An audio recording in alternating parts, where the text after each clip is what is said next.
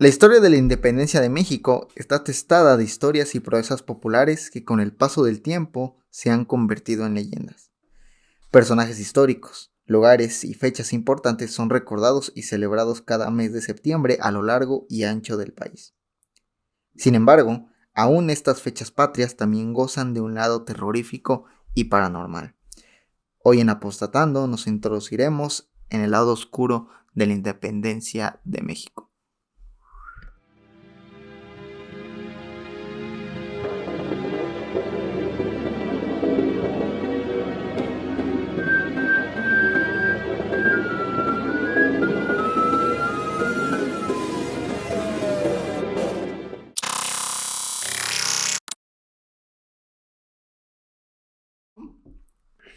Bienvenidos a Apostatando, un podcast para hablar sobre temas culturales y paranormales que escandalizan a la sociedad contemporánea.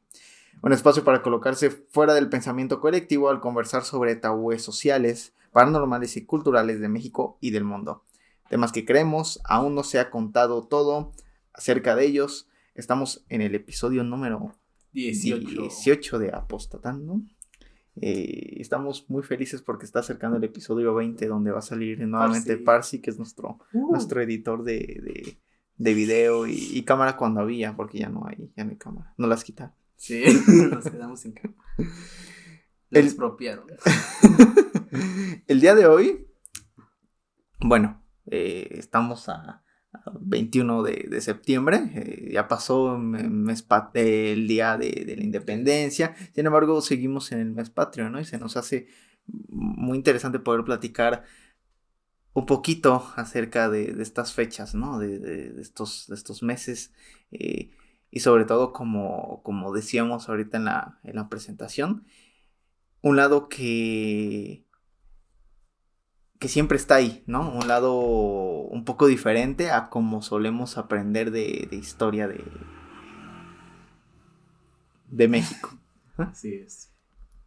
¿Qué sabes tú de las leyendas que surgen, las narrativas que salen, que a veces son incluso llegando a rozar en lo paranormal, de la historia al menos de México? Bueno, creo que esto ya lo habíamos comentado antes, ¿no? De cómo es la creación de un mito, de una leyenda. Principalmente aquí en México siempre ha sido bueno, desde hace 200 años ha sido un país muy rico en leyendas, en mitos que sobre todo nacen de la guerra, ¿no? Tenemos la independencia o la colonia, donde las leyendas eran demasiadas, todo para darle significado pues a las cosas que sucedían cotidianamente, por lo cual dentro de la colonia y a la independencia de México, la guerra de independencia no están exentas de que tenga propias leyendas, propios mitos que derivan de las batallas o pues de las, ¿cómo podría llamarlo? Las discusiones que acechaban pues esa época en el país. Sí, y sobre todo, o sea, las leyendas, estamos hablando de que son narrativas que vienen de algo real, pero que poco a poco, conforme se van contando de generación en generación, eso va perdiendo, o más bien se van transformando, ¿no? Por ahí en episodios anteriores, cuando hablábamos de los asesinos seriales, hablamos de la frase de Laura Restrepo que dicen, de tanto contarlos, se volvieron reales, ¿no? Y justamente tiene que ver mucho con ciertas leyendas que ya, a mi punto de vista, entran dentro de la categoría de leyenda urbana. Sin embargo, son leyendas que han ido pasando de generación en generación desde la independencia, y algunos otros relatos que también hoy les traemos de la colonia, ¿no? Entonces, funciona, y ahorita vamos a ir platicando en torno a esto. Estas leyendas funcionan a modo de... y bueno, es que es difícil, por ejemplo, tomar una leyenda o un mito prehispánico que cuente tal vez un pasado primordial o un origen, y tratar de explicarlo, a tratar de explicar estas leyendas que vamos a narrar, porque tienen un contenido un poco diferente, ¿no? Que, repito, raya en lo paranormal. Sí, definitivamente, bueno, hoy vamos a hablar, tenemos 5 leyendas de las cuales pues 2 me parece tratan acerca de la independencia, ya las demás son coloniales. Vamos a comenzar con una que tiene un nombre peculiar, bueno, es sobre uno de los personajes de la independencia de México, ¿no? No es tan conocido como Miguel Hidalgo, Morelos o ¿cómo se llama este vato? O Allende, Ujú. pero sin embargo, pues fue un personaje que tuvo un papel importante, llegó a financiar al ejército insurgente y cosas por el estilo Se le considera el padre de la reforma. de la reforma. Sin embargo, y vamos a entender un poquito esto, estamos hablando de Gómez Farías. Gómez Farías, como tú dices, es un personaje un poquito escondido, ¿no? Dentro Ujú. de la historia de México. Sin embargo, cuando leemos un poquito nos damos cuenta de la relevancia que él tiene. ¿Por qué decimos o se dice y ahorita vamos a la leyenda, ¿no? Hay que entender un poquito el trasfondo histórico. Gómez Farías es precursor de las leyes de reforma que después se van a dar, que sobre todo las leyes de reforma, recordemos, estaba muy marcada la idea de la separación de la iglesia con el Estado. Así es. Sí, y eso es algo que queda muy recalcado en la leyenda en la cual, pues, bueno, la versión que yo leí decía Ujú. que era como, bueno, estaba totalmente opuesto al poder, a que el poder se acumulara solamente en la iglesia, que para ese entonces, se habían creado dos rangos que hasta el día de hoy siguen, Ajá. los conservadores y los liberales. Ujú. Él, había optado por una ideología federalista en las cuales, pues, como bien lo acabo de mencionar, se oponía al monopolio, a todo el poder concentrado solamente en la religión, ¿no? Y todo eso era colonial, era algo español, ¿no? O sea, que la iglesia tuviera propiedades y que incluso los terrenos donde vivía la gente que eran campesinos eran, eran propietarios de la iglesia y el clero propiamente, Sí, era ¿no? una especie de feudalismo aquí en Ajá. México que después se transformaría con las haciendas. Sí, Y claro. pues como lo mencionaste, precursor de las leyes de reforma, en el cual ya se dictamina que en México se separa la iglesia del Estado. Sí, que eso es con Benito Juárez y otros personajes ya mucho después de la Ujú. independencia. Sin embargo, decimos que el precursor es Gómez Farías porque él ya tenía estas ideas de separatistas, ¿no? De decir, tiene que ser un estado, si bien no se pronunciaba así, pero un estado laico, ¿no? Como lo Así es. entendemos hoy en día. Y Gómez Farías, por lo tanto, hay que entenderlo porque también era un personaje que detestaba el clero. O sea, literalmente y Es, abiertamente él estaba en contra de prácticas, como tú estás diciendo, de intereses económicos del clero. Y Gómez Farías criticaba mucho esto. A raíz de esto surge esta leyenda que queremos platicarla, porque Gómez Farías tenía una casona, hoy es el Instituto Mora, es un instituto actualmente de toda la casa y esos terrenos de donde vivía Gómez Farías. Y la leyenda cuenta, el Instituto Mora está en Ixcoac, la leyenda cuenta que aún hoy en día el espíritu de Gómez Farías sigue ahí. Ujú. Y la plaza, incluso donde que está fuera del Instituto Mora, se llama Plaza Gómez Farías. Ajá, sí. no, pues en honor, ¿no? A este personaje. Y hay muchas historias en torno a personas, sobre todo, vamos a llamarlo, mal dicho, gente que vive en la calle, que está en condiciones De indigencia. de indigencia, que cuentan historias de haber visto a un espíritu, vaya, que es Gómez Farías. ¿Sí? Me imagino lo ven ahí con su uniforme militar. Y en algún momento yo también llegué a escuchar relatos sobre todo el Valle de México, sobre todo en la Ciudad de México, que de conductores de Uber, Ujú. que muy en madrugadas, entradas las horas de madrugada, ven espíritus o ven personas vestidas de una forma muy diferente a la usanza tradicional mexica. Ujú. Ajá. Entonces, y también, o sea, te estamos diciendo que México, al ser un lugar sumamente histórico y repleto de una cosmovisión, un conjunto de cosmovisión mesoamericana con un mestizaje, propiamente dicho, es un lugar en donde hay muchas historias Sí, y que se van reviviendo. O sea, uno no está para desmentir estas cosas que la gente cuenta, ¿no? Sino nada más tratar de darle algún sentido, si es que lo hay, y funciona aquí con Valentín Gómez Farías, ¿no? Gómez Farías, retomando la leyenda, él abiertamente, decimos, está peleado con la Iglesia Católica, y sobre todo también él no permitía que su esposa participara en misas, Sí. rezara, tuviera santos y demás figuras en la casa, etcétera, ¿no? Y decía por ahí que la encerraba para que no tuviera acceso al catolicismo como tal, y esto generó cierta, cierto descontento y cierta rivalidad hacia pues, estas élites Sí, que de la iglesia, ¿no? los que hoy conoceríamos como el PAN. Sí, Conservadores. porque incluso llegó a clausurar la Real y Pontificia Universidad de México, Ujú. el cual pues ya es una escuela totalmente religiosa. De lo que no tengo dudas es que si Gómez Farías viviera hoy, le gustaría mucho Mago de Oz.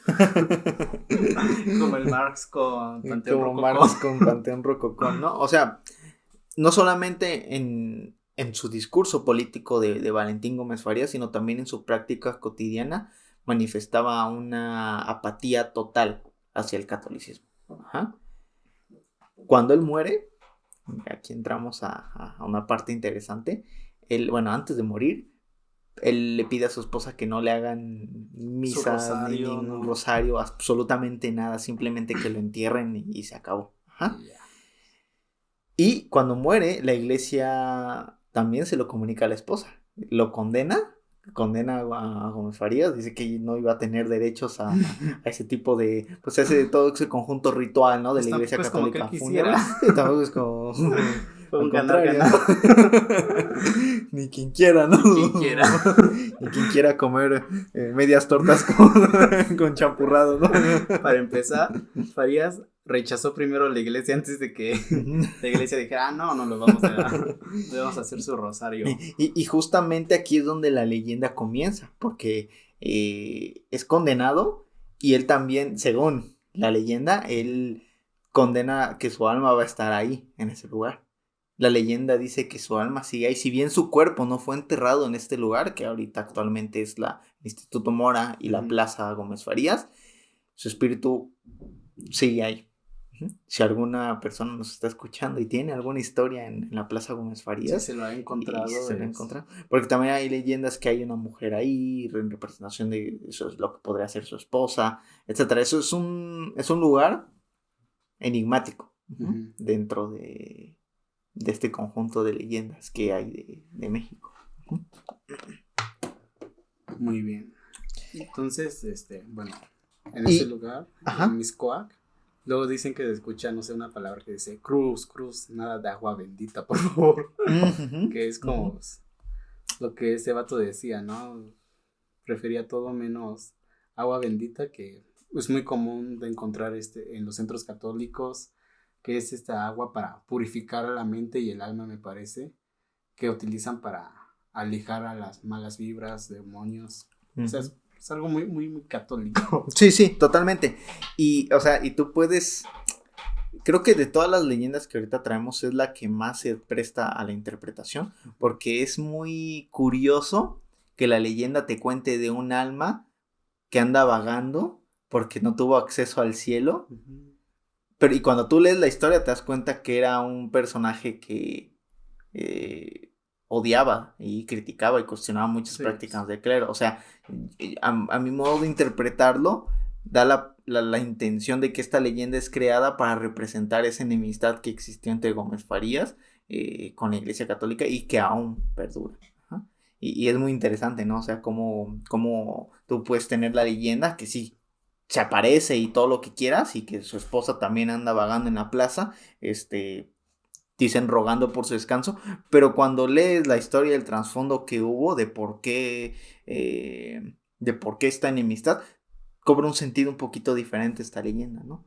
Que ojo, no estamos diciendo que no se aparezca, ajá, o sea, hay múltiples relatos de personas que han y juran haber visto una mujer en la Plaza Gómez Farías y dentro del Instituto Mora el espíritu de Gómez Farías. Lo único que estamos diciendo es que es muy curioso cómo la leyenda te está contando lo mismo que te está contando el dato histórico, sí, ¿no crees? Ha de ser la madre o la hija que se escapan a echarse un rosario, ¿no? Sí, justo, ¿no? Entonces... Sí, porque creo que él fue enterrado en el patio de una de sus casas, ¿no? Hace rato mencionabas que no fue enterrado en la Casa Mora, pero sin embargo, bueno, dado a la falta de, ¿cómo digo? ¿Cómo se llama esta madre? Cuando le hacen su rosario, el velorio. Ajá. Bueno, dado a eso, pues tuvo que ser trasladado a una de sus casas y ahí solamente fue enterrado, ¿no? Uh-huh. Fue algo muy, muy privado, o sea, los Sí. compañeros políticos, Uh-huh. porque también hemos de añadir que antes de ser presidente él ya había obtenido cargos políticos dentro del país, fue gobernador, fue senador incluso, y fue también el vicepresidente, y llegó a sustituir varias veces a, ¿cómo se llama este vato? A Santana. Uh-huh, sí, cuando Santana andaba en sus paraísos en otros lados, y Gómez Farías fue muchas veces presidente, pero fueron periodos muy cortos de tiempo, ajá, por la misma complicidad que existía entre el clero con lo que era el Estado en ese entonces, o sea, es todo un contexto histórico muy interesante. Yo creo que es un personaje que lamentablemente no se lee mucho acerca de él, no se sabe mucho.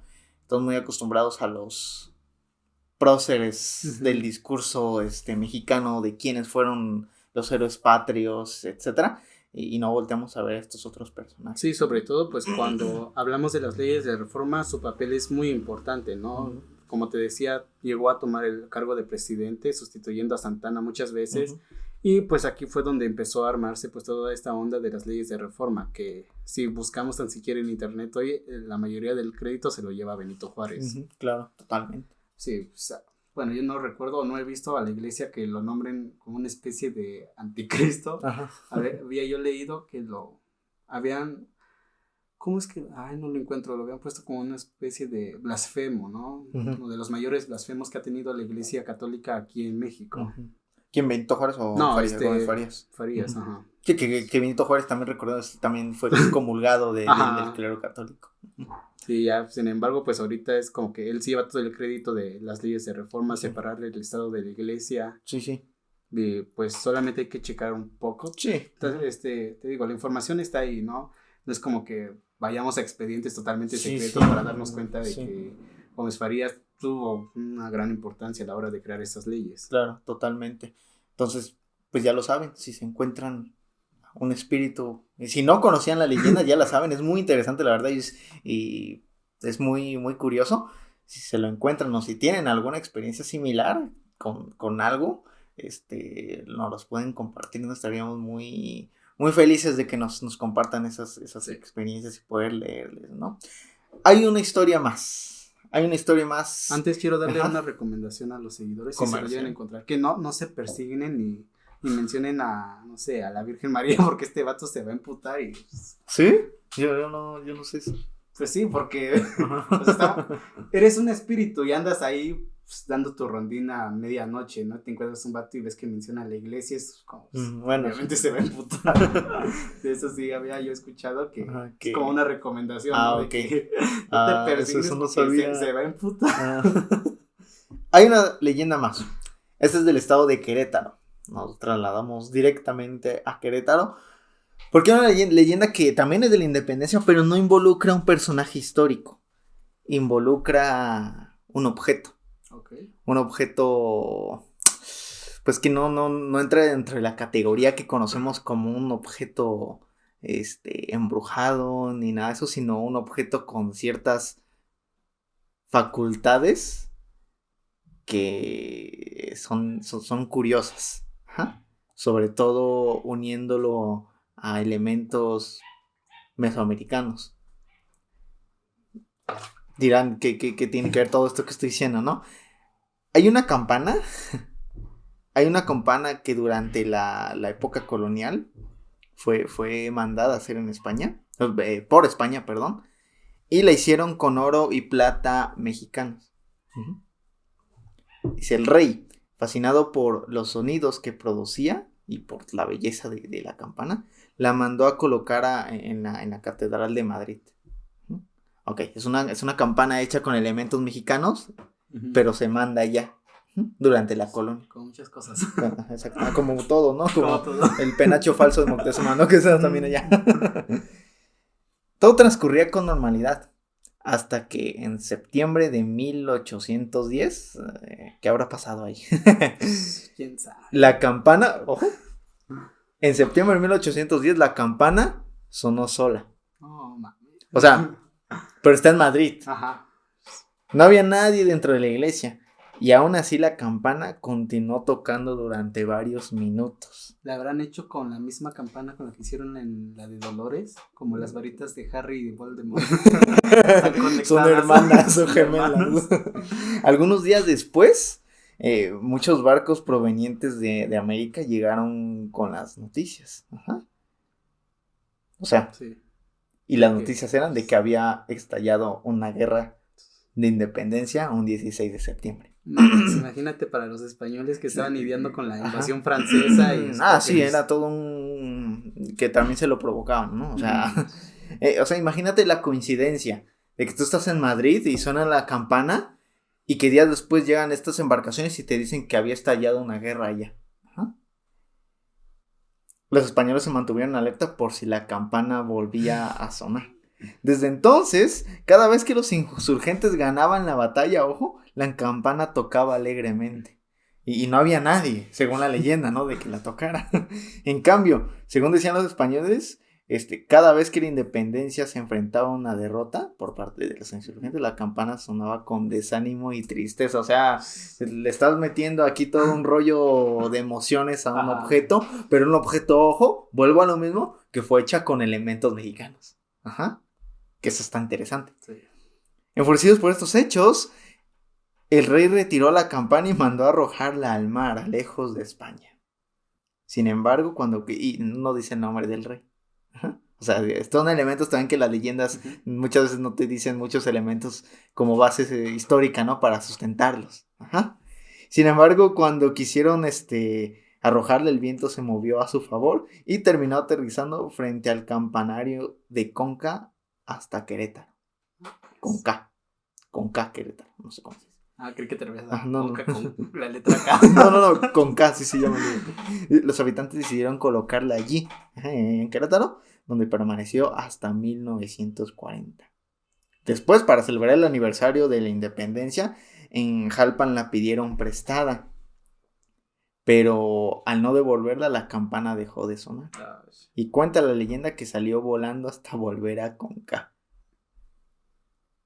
Tras varias idas y venidas, la población de Jalpan sentenció que si la campana encantada volvía a Conca, la fundirían.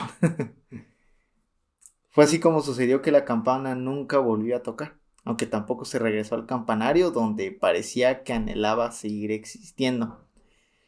Ahora mismo corre el rumor de que... escucha, es que esto también es... A ver, ¿cómo lo interpretas tú? Pero cuenta la leyenda de que solo los mexicanos más patriotas pueden escuchar el sonido de la campana proveniente de Jalpan. Okay. Las fechas donde se celebra el aniversario de la independencia, de la guerra de independencia como tal. Entonces, si en estas fechas haces... escuchado el sonido de la campana. Felicidades. Eres un mexicano. Felicidades. Vasconcelos Ándale, es lo que te voy a decir. Vasconcelos seguro los escuchaba. A cada rato. mientras escribía La raza cósmica. Oye, está muy chistoso porque... ¿AMLO la escuchará? ¿AMLO? El AMLO ha de estar pobre, sentir que está en el campanario. Es una leyenda muy nacionalista, ¿no crees? Sí, demasiado. O sea, que está chida, o sea, está muy buena, imagínate, ¿no? O sea, te saca de onda cómo la campana sonaba en Madrid, pero... Cuando cada vez que los insurgentes tenían una victoria. Imagínate cómo... ¿Cómo sonará una campana triste? No sé. Pero imagínate cómo habrá chillado la campana cuando murió Hidalgo. Chale. Te digo, es muy chistoso porque hace unos días, hubo un accidente muy chistoso en mi casa. Mi papá, desde el 1 de septiembre, siempre sube a izar la bandera. Y ahí se queda la bandera. ¿Tu papá le escucha? Es lo que te voy a decir. Y, o sea, tanto era, estaba a punto de caer si prefirió agarrarse de la cerca electrificada antes que soltar la bandera. El nuevo niño héroe. De seguro él sí la escucha, le voy a preguntar. Yo creo que sonó cuando Morena ganó en el 2018. Cuando el sudor de AMLO hizo la forma de México. Por eso AMLO vive en Palacio Nacional y no se fue a Los Pinos, ¿eh? A lo mejor ahí la puede escuchar mejor. Bueno, regresando a esta parte de la leyenda, con estas bromas que estamos haciendo, estamos dando a entender que es una leyenda un poco nacionalista. Muy ¿no? nacionalista, muy como un discurso de que te sientas pertenecido a la nación, ¿no? Y te sientas pertenecido a lo que llamamos nación. Ajá, la idea que tenemos de nación. Pero aquí les hago una pregunta, ¿qué es la nación para ustedes? y justamente, o sea, desde los elementos de que menciona que fue hecho con oro y plata de México, hasta estos elementos de que cuando ganaban los insurgentes, tocaba mucho alegremente, y cuando perdían, tocaba muy triste, etcétera. Sí. O sea, es una leyenda que, si bien sí es muy, pues muy buena, muy interesante, sí tiene una connotación muy nacional. Sí, sobre todo, hace rato que justamente dije cómo habrá chillado la campana con la muerte de Hidalgo, pues sigue esto, ¿no? Dentro de este discurso, pues, nacionalista, Hidalgo en sí lo que quería era darle la corona a Fernando VII, que era rey de España. Entonces, pues, tiene como sus contradicciones, ¿no? De ver de que, por un lado, dentro de la historia de la leyenda se espera que la campana sea visto como un símbolo acerca, pues, del simbolismo que representa una leyenda como esta, de que te sientas orgulloso, sobre todo de la victoria de México, ¿no? Como te decía, Miguel Hidalgo lo que quería en sí no era independizar, ¿no? Y eso se ve recalcado en la batalla de las Cruces, también desde el grito de Dolores, en los cuales, pues, él le incitó al pueblo a levantarse en armas. E incluso uno de sus gritos fue por Fernando VII, quien en ese momento había sido derrocado por los franceses en España, ¿no? Y se planeaba traerlos aquí porque es lo que querían hacer antes que, pues, rendir culto, pues, lealtad al imperio francés. Es interesante porque el elemento de la campana no nada más está en esta leyenda, sino también está en el famoso grito de Dolores, ¿no? Que fue un grito que tiene muchas... es muy romántico la narrativa del grito de Dolores, ¿no? Sin embargo, como tú ahorita decías, no tienes que irte a archivos nacionales, históricos para aprender de esto. Ahí tú lo puedes leer y está documentado. Fue un grito que distó mucho del romanticismo que tiene. Fue un grito donde el 90% de la población mestiza en ese entonces eran analfabetas, no sabían ni leer ni escribir, y había muchos campesinos indígenas, ¿no? Mal llamados indígenas, ¿no? Bueno, ya depende de cada quien, ¿no? Sin embargo, ellos no comprendían realmente el discurso de independencia, y por lo tanto Miguel Hidalgo les vendió un discurso muy religioso, en el sentido de están atentando contra la Virgen de Guadalupe, por Fernando VII, pero no comprendían esto hasta que les vendiste un discurso más religioso. Sí, sobre todo este discurso muy nacionalista, cuando en realidad los principales artífices de la conspiración, me parece que de Querétaro, bueno, todo este grupo de güeyes, pues en su mayoría eran o criollos o mestizos, los cuales, claro, pues sí, pues vuelvo a lo mismo, ¿no? En esa época se habían creado un sistema de castas en los cuales solamente los españoles puros, ni siquiera sus hijos que son los criollos, tenían derechos a optar a cargos públicos, cosas por el estilo, ¿no? Cosas por las cuales inició realmente la guerra de independencia. Claro, totalmente, o sea, es una guerra de mestizos para independizarse de España, no de originarios de aquí. Y es aquí donde suena otra vez el dicho que dice que a México lo conquistaron los nativos y lo independizaron los españoles, que en realidad pues, eran los hijos de españoles. Sí, totalmente. Muy bien. Ya también pues tenemos una historia que igual es una historia colonial, se llama Los polvos del virrey, ¿no? Pues como tal no hay una fecha exacta por lo cual puede datarse tanto del siglo XVI como del siglo XVII. Claro. Muy bien, el cual nos dice pues que un gran imperio como lo era el Imperio Español, que para ese entonces era uno de los imperios más grandes del mundo, o sea, abarcaba gran parte del continente americano, ¿no? Sí. Solamente en el sur pues solamente estaba el imperio, pues, ¿cómo se llaman estos? Portugués, de lo que hoy comúnmente, normalmente es Brasil. Y ya pues dice que pues una gran extensión pues debía ser controlado, ¿no? Por lo cual pues... ¿Son cohetes? Sí. Hágale. Bueno, todo el imperio español fue dividido en virreinatos, ¿no? Uh-huh, también sí. Colonias, está el virreinato del Perú. Que eran como embajadas, los virreinatos eran como, lo podemos ver así, embajadas de, como príncipes, vamos a ponerlo así.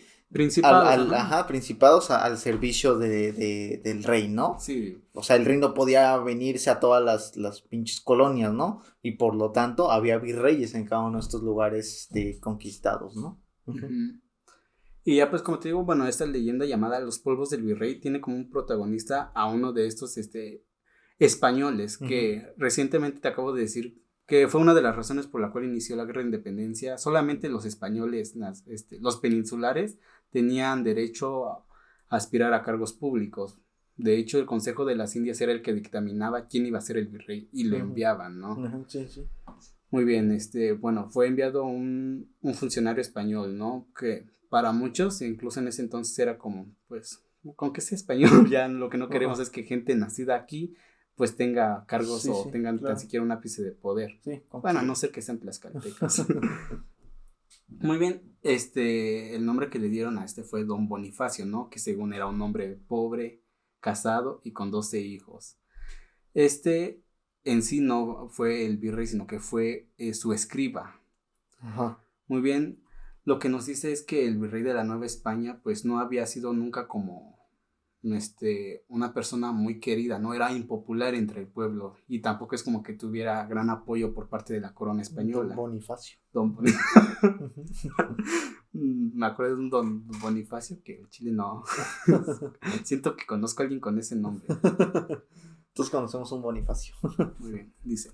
Lo que suponía entonces, como ahora, dádivas y regalos a montones de individuos deseosos de obtener algún favor. En poco tiempo, el que no había tenido una moneda ahorrada en su vida se convirtió en hombre, no rico, pero sí de buena posición. Lo cual, pues, ese señor lo que había hecho para ganarse como el favor del pueblo fue como empezar a regalar cosas, prácticas que para nada son comunes el día de hoy. Ajá. Y se dice que aunque el virrey descubrió la letra, no pudo castigarlo, porque a fin de cuentas, la picaresca no pudo ser punible. O sea que la chamba que le tocaba al virrey lo terminó haciendo Don Bonifacio, que él era el escriba, ¿no? Porque no es como que el odio del pueblo solamente se vaya hacia el virrey, sino que obviamente a toda su corte. En ese entonces, pues, igual muchas de las veces en libros de historia en la escuela nos dicen que solamente hubo un levantamiento aquí en México, pero no fue así. Si checamos, hubo demasiados, que creo que una de las más mencionadas es la del Maya Jacinto Canec, pero también aquí en Oaxaca hubo levantamientos. Canec, claro. Y tan solo no para conquistar todo el territorio que hoy es México, fue una guerra que duró alrededor de 120 años. Y bueno, como te decía, no es como tal una leyenda, pero sí un pequeño relato, ¿no? De lo que hacían las personas, no solamente lo que caía en el virrey, sino que en toda su corte para ganarse como el favor del pueblo, que muchas de las veces, pues, se vieron enfrentados en este tipo de problemas, tanto en el virreinato de la Nueva España, en el Perú, en Colombia. Así es. ¿Y ya? ¿Eso era? Pues sí te digo, es un relato muy corto. Pero ¿y qué tienen que los polvos?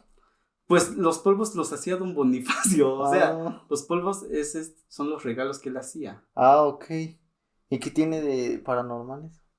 Pues no sé. ¿Por qué lo elegiste, güey? Porque sería chido. No mames, ya. A ver, pausa. ¿Ya lo había leído, güey? Sí, pero estaba más larga. Güey, pero ¿por qué elegiste? 3, 2, 1. Hace muchos años, pero muchos años, cuando los españoles habían entrado en guerra con los pueblos del norte de México, pues justamente en el sur de las tierras de Coahuila, de los estados que actualmente son Coahuila y Sonora, pues para fundar los pueblos donde habían encontrado muchas vetas de plata, había varios clanes de los Huahuichiles, el cual era un pueblo nómada. Decidieron reunirse para buscar la forma de impedir el avance de los invasores, ¿no? durante la reunión pues de estos distintos pueblos, porque no era como un pueblo unificado, compartían la misma cultura, pero eran grupos totalmente separados. Habían organizado juntas, reuniones en las cuales los sabios o los brujos, como quieras llamarlos, trabajaban pues con las fuerzas de la naturaleza, tal como las poderosas, para combatir a las poderosas armas de los españoles y de sus aliados. Ya en los pueblos de Charcas, de Mezquit, el Cerro de San Pedro y San Luis Potosí ya había colonos españoles. Estos tenían ejércitos, pero no se tentaban el corazón, o sea, veían a un pueblo y lo arrasaban totalmente, apenas si dejaban sobrevivientes. También, pues, por otra parte, estaban los evangelizadores, quienes oraban a su manera, y la forma de evangelizar, pues, no era la más pacífica, ¿no? Claro. Muy bien. Por un lapso de 3 lunas, los brujos guahuichiles estuvieron reunidos en un paraje desolado del antiplano, donde ni el más aventurado explorador español hubiera penetrado. La magia de aquellos era poderosa, y así lograron su propósito. Cuando la luna roja de octubre salió en el horizonte, se escuchó un ruido sobrenatural, que dejó paralizado a todos los que lo oyeron, menos a los brujos. Había dado vida a una serpiente descomunal de 7 cabezas y ojos de fuego. Al amanecer, un enorme cuervo solitario surgió de la nada, dio varias vueltas en el cielo y voló hacia el sur. La sierpe lo siguió. Con eso los brujos guahuichiles habían comandado a las fuerzas ocultas de la naturaleza para que el monstruo recién creado destruyera los pueblos españoles. El cuervo era su guía. Esta serpiente en su cabeza llevaba un cuervo que le decía que atacar, ¿no? Porque incluso había más pueblos que estaban por esos alrededores, pero como eran aliados, no les hacían daño. Al amanecer, un enorme cuervo solitario surgió de la nada, dio varias vueltas en el cielo y voló hacia el sur. La sierpe lo siguió. Con eso los brujos guahuichiles habían comandado a las fuerzas ocultas de la naturaleza para que el monstruo recién creado destruyera los pueblos españoles. Por donde pasó la sierpe causó terror y destrucción. La voz corrió por doquier y varios ejércitos españoles fueron a su encuentro pensando que se trataba de una fantasía o de un animal común y corriente. La realidad fue espeluznante. No pudieron con ella y nadie sobrevivió para contarlo. Cerca de lo que ahora es Solís, en el municipio de Villa de Guadalupe, unos frailes apenas comenzaban a fundar una ermita para catequizar a los indómitos nativos, asimismo protegerlos de sus crueles dioses. Cuando vieron al gigantesco cuervo venir hacia ellos, uno de los frailes prendió inciensos, sacó las imágenes cristianas de la ermita y se dirigió a enfrentar al ave misteriosa. Sus cuervos lo siguieron. Sin embargo, cuando estos vieron que ya se aproximaba la horrible sierpe de 7 cabezas, huyeron despavoridos, dejando al pobre fraile a su muerte. La sierpe incendiaba cuanto hallaba a su paso, dejando un rastro de cenizas tras de sí. El fraile se hincó y se puso a rezar, pidiéndole a su Dios que lo protegiera y que destruyera a ese monstruo. Cuando el cuervo voló sobre la cabeza, aquel se puso de pie y dijo unas palabras en latín. El ave negra se pegó un chillido, cayó a la tierra y quedó convertida en cerro. Después el fraile dijo más oraciones en latín, y la sierpe le lanzó las miradas de fuego e incluso mordidas, las cuales misteriosamente este vato esquivó. No obstante, antes de morir, el fraile dijo una última oración, mientras alzaba su brazo derecho y con eso conjuró al animal. La serpiente también quedó convertida en cerro. Aunque han pasado muchos años desde entonces, los guahuichiles dejaron de existir como tribu o como individuos. Mucha gente todavía recuerda aquel suceso y cuenta que la sierpe estaba destinada a destruir la capital o las ciudades de la charca que estaban a los alrededores. Sin embargo, gracias a la fe del fraile, tanto la serpiente de 7 cabezas como el cuervo quedaron conjurados no para siempre. Narra la leyenda que el conjuro de un día habrá que expirar y que esos cerros volverán a ser lo que realmente son, para entonces cumplir con su destino. Pues lo que estamos viendo aquí es realmente pues cómo se está narrando, ¿no? La serpiente y el cuervo representan la resistencia que tenían los pueblos guahuichiles, los cuales En cuanto a religión, pues eran los frailes y los españoles lo veían incluso más salvajes que a otros pueblos, ¿no? Como te había mencionado hace rato, estos pueblos eran incluso nómadas, por lo cual no estaban como tal unificados. No es hasta que ven una amenaza que viene por todo su pueblo que dejan de lado sus diferencias y pues deciden reunirse, ¿no? Las reuniones que menciona de los brujos son estas donde pues cada jefe del clan, las personas que tenían mayor voz dentro de estos pueblos, pues dejaron de lado esto para unirse contra un objetivo que amenazaba a su cultura, a su cosmovisión. Claro, o sea, son leyendas como, son muy del norte del país, o sea, tú mencionas pueblos nómadas, Sinaloa, ¿no? Por ahí mencionaste. El sur de otros, Sinaloa, de sí, sí. Coahuila. Es interesante porque muchas veces pensamos que son pueblos nómadas, y que por lo tanto tenían menos sistema religioso de cosmovisión que Mesoamérica, etcétera. Sin embargo, son lugares que no se ha estudiado arqueológicamente todo y que por lo tanto tenemos esa impresión de que son nómadas, ¿no? Aquí lo que me recuerda esta leyenda son leyendas totalmente de resistencia, como tú estás diciendo. Se me viene a la mente el Rey Condoy, aquí en Oaxaca. En los Mijes. Sí. Entre los Mijes, que lo mismo, ¿no? Son leyendas que funcionaban como una forma de resignificar tu propia identidad, ¿no? Me explico, ¿no? Por ejemplo, en este caso tenemos esta leyenda y por el otro lado con el Rey Condoy, era una persona, Rey Condoy, una persona fuerte, su hermana la mujer serpiente creo que era, sí, y que combatió contra los españoles. Entonces aquí tenemos como esa parte de cómo una leyenda, un pueblo la crea para representar esa forma de oposición, ¿no? Frente a un enemigo externo, ¿no? En este caso que eran los españoles, sí. Y como te decía hace rato, ¿no? La guerra, la conquista del resto del territorio mexicano que es hoy, pues no fue algo con que se llevara en un par de años, sino que sobre todo en los pueblos del norte fue una guerra que se extendió incluso por décadas. Incluso, ¿no? Como la serpiente y el cuervo representan esta parte de la resistencia en los cuales, pues, sí, como dice la leyenda, ¿no? Hoy ¿cómo se llama?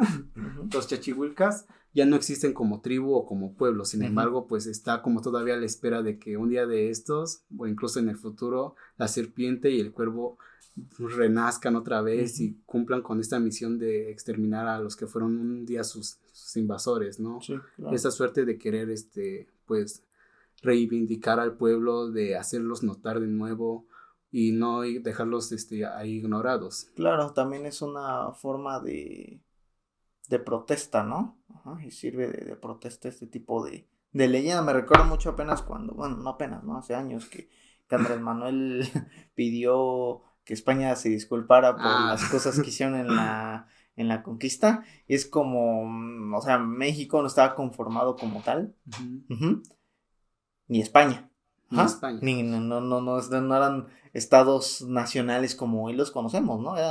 Eran pueblos muy diversos en Mesoamérica, ¿no? Entonces eso es muy interesante esa parte, ¿no? Sí, sobre todo que, bueno, España ahí recién estaban naciendo, ¿no? Pero no como un estado nacional, sino como un reino entre la unión de los pueblos de los reinos de Castilla y de Aragón. Sí, claro, totalmente. Por último, hay una leyenda más. ¿Te suena el Monte de las Cruces? Sí, man. ¿Qué pasó ahí? La famosa batalla del Monte de las Cruces. Tú sabes un poco más de historia. ¿Qué fue la batalla del Monte de las Cruces? Normalmente la aprendemos en primaria, yo ni me acuerdo. Pero yo creo que se aprende en primaria. Fue una batalla en la guerra de la independencia. Fue muy cercana a las fechas del Grito de Dolores, fue en octubre. ¿Qué sabes tú del Monte de la batalla del Monte de las Cruces? Bueno, lo que sé es que tras el levantamiento de los pueblos mexicanos a mano de Miguel Hidalgo, habían tenido una serie de victorias, ¿no? Con los cuales la batalla del Monte de las Cruces fue una de las más importantes porque se libró una batalla, creo que me parece de 2 días, en los cuales tras la batalla de esta Miguel Hidalgo tuvo la oportunidad de tomar la Ciudad de México. Sí. Sin embargo, pues su ejército en su mayoría estaba compuesto por campesinos, por artesanos. Sí, sí, sí. Y esto ya ha sido un ejemplo que se ha dado a lo largo de la historia, que no importa tener un ejército tan grande, porque si este es indisciplinado, tomar un objetivo tan grande como lo es la Ciudad de México es totalmente imposible, ¿no? Claro. Para ese entonces, la Armada Realista en la Ciudad de México ya se estaba reuniendo, igual los españoles estaban enviando ayuda desde España hacia México, por lo cual tomar la Ciudad de México en ese momento hubiese sido un error muy grande, ¿no? Que incluso pudo haber acabado con la independencia en ese momento. Claro. Así que lo que Miguel Hidalgo decide hacer es rodear la Ciudad de México y huir hacia el norte, me parece. Totalmente, o sea, estamos hablando de que en números, entre los insurgentes eran más de 70,000. Más de 70,000. Y los realistas eran menos de 5,000. Y volvemos el Monte de las Cruces es un monte que está por Toluca. Pero aquí también es interesante lo que estás diciendo, porque el ejército de Hidalgo con Allende era un ejército muy indisciplinado. Ajá. No era un ejército, ojo, volvemos a lo mismo, en su mayoría eran personas que no sabían ni leer ni escribir. Eso no los hace indisciplinados, no quiero que se entienda con eso, pero sí que iban con ideales engañosos. No iban con motivos reales. Ajá. Iban por motivos que a través de un discurso romántico de por qué tenías que irte a fregar a los españoles, la agarraban y lo hacían. No era porque realmente ellos comprendieran que había un tal Fernando VII y que a lo mejor ni siquiera sabían qué significaba realmente independizarse, ¿no? O sea, muy en cambio con Morelos tenía un ejército menor, pero que tuvo más efecto. Y si nos damos cuenta, Morelos es de estos personajes que tardó un poco más en disminuir. Ajá. Se me fue la palabra, pero sí, en terminar, que Miguel Hidalgo, su movimiento fue muy rápido. Sí, Ajá. demasiado. Lo que te decía, ¿no? Una de las buenas decisiones que pudo hacer él en ese momento fue no enfrentarse al ejército realista, porque lo que ya habíamos mencionado, no importa tener un ejército totalmente numeroso, ¿no? Claro. Para empezar, tanto en armamento como en números, por parte de los números, el ejército de Hidalgo tenía la clara ventaja. Sin embargo, pues en armamento e incluso en disciplina militar, pues ahí sí el ejército realista lo sobrepasaba demasiado, ¿no? Porque ¿cómo pones tú a, no sé, 70,000, 80,000 campesinos artesanos contra un ejército que ha sido entrenado? Que tiene artillería y que tiene caballería. Sí, o sea, incluso no, durante la conquista se dio la batalla de Otumba, que con solamente artillería y la caballería pues pudieron desplazar al ejército mexica, ¿no? Claro, totalmente. ¿Qué pasa? ¿Por qué estamos dando todo este contexto? ¿Qué pasa en este Monte de las Cruces? El Monte de las Cruces es un monte que está a unos kilómetros de Toluca, el municipio de Ocoyoacac. Y en esta batalla, donde murieron muchos y que triunfaron los independistas, los insurgentes. Hay pobladores de la región que cuentan que cerca de las 3 de la mañana todavía se pueden escuchar gritos y lamentos, menciona macabros, de quienes ahí lucharon por la independencia de México. Y de los defensores de la corona española, que también dejaron sangrentado todo el monte. Otros dicen ver espectros o fantasmas, o hasta escuchar ruidos de artillería o de caballos, del andar de caballos. Los hombres con ropas desgarradas y rostros descarnados, y pocos se atreven a pasar en la madrugada por ese lugar.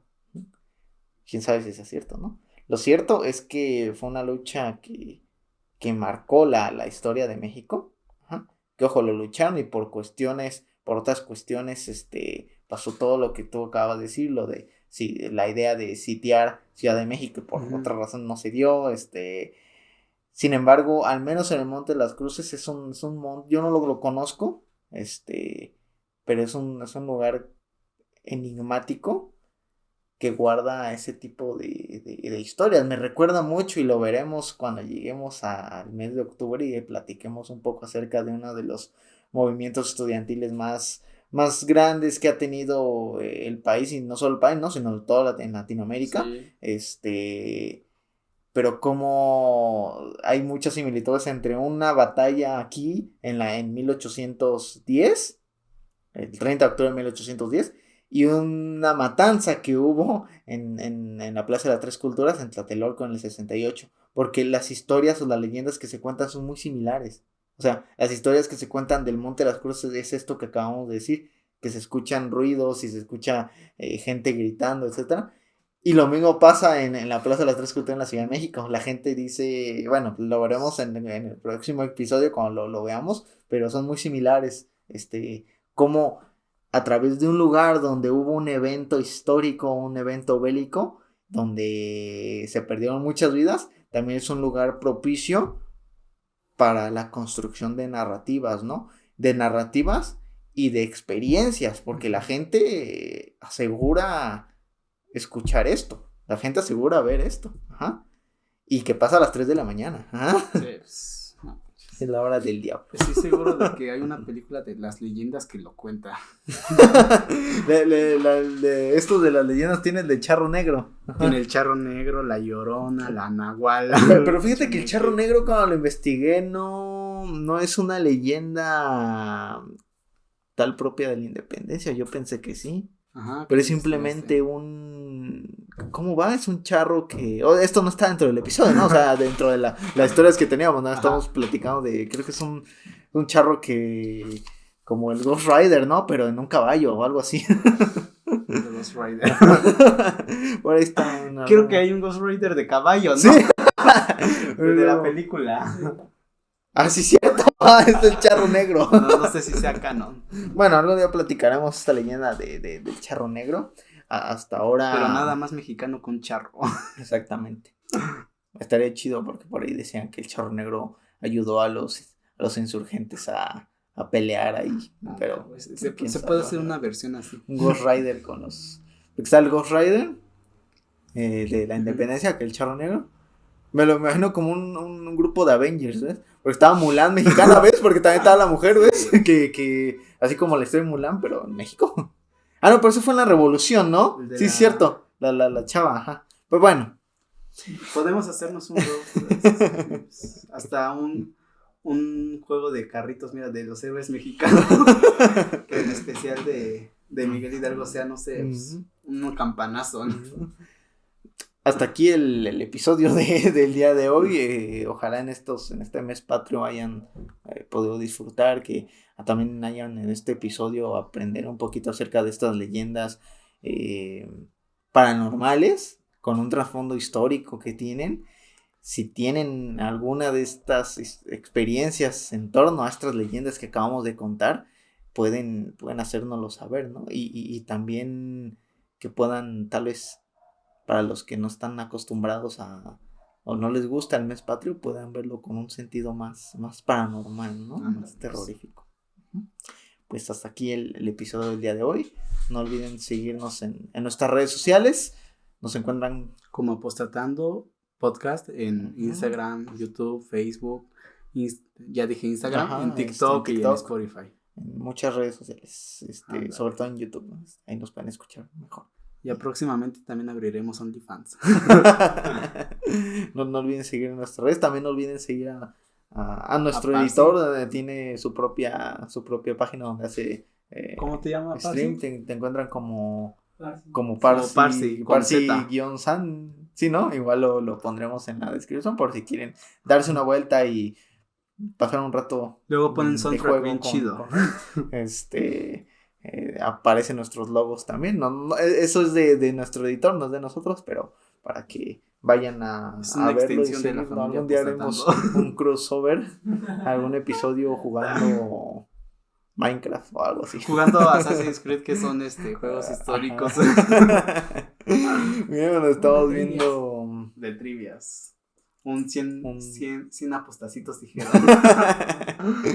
Pues nos vemos en el próximo episodio. Gracias. Hasta luego.